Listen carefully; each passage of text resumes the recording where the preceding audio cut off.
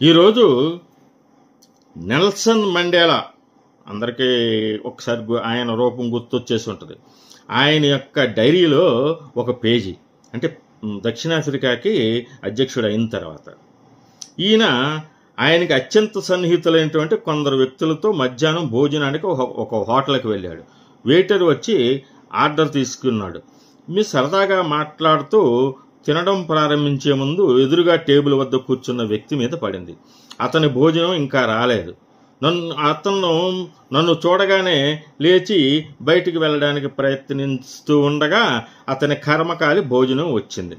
అతను నిస్సహాయంగా కూలబడిపోయాడు.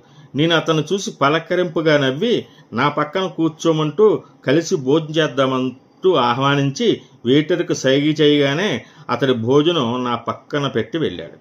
తప్పనిసరి పరిస్థితుల్లో అతను వచ్చి నా ప్రక్కన కూర్చొని తినడానికి ప్రయత్నిస్తున్నాడు. మేము త్వరగా భోజనం చేసేస్తున్నాం, కానీ అతనికి ముద్ద గొంతు దిగడం లేదు. చేతులు వణుకుతున్నాయి. దిక్కులు చూస్తూ మాటిమాటికి నీళ్లు తాగుతూ ముఖం తుడుచుకుంటున్నాడు. మా అందరి భోజనం అయ్యిందని అనిపించిన తర్వాత అతను గబగబా కతికినట్టు చేసి ఒడివడిగా బయటికి వెళ్ళిపోయాడు.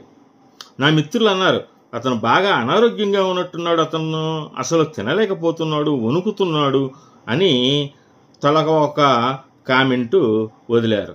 అప్పుడు నేను, లేదురా, అతను ఆరోగ్యంగానే ఉన్నాడు.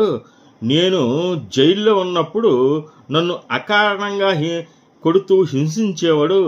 అతను జైల్లో సెల్ సెంట్రీగా పనిచేసేవాడు. నేను బాధతో అరిచి నా గొంతు ఆర్చుకుపోయి దాహంతో నీళ్ళిమ్మని అడిగితే హేళనగా నవ్వుతూ నా మొహం మీద మూత్రం పోసేవాడు. నా అమ్మ పాల కన్నా ఇతని మూత్రాన్ని ఎక్కువ తాగాను. మా అమ్మ ప్రేమను నేర్పితే ఇతను నాకు ఓపిక నేర్పాడు.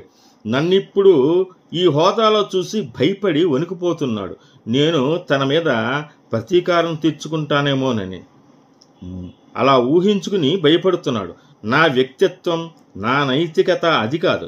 పనికిరాని ప్రతీకారం మనుషుల మధ్య గోడలు కడితే క్షమ ఒక్కటే మనకి మంచి చేస్తుంది, సౌభాతృత్వం శాంతినిస్తుంది కదా అన్నాడు నెల్సన్ మండేలా. దక్షిణాఫ్రికా అధ్యక్షుడయ్యాక ఇది జరిగినటువంటి యథార్థ సంఘటన. ఈ వీడియోను లైక్ చేసి సబ్స్క్రైబ్ చేయవలసిందిగా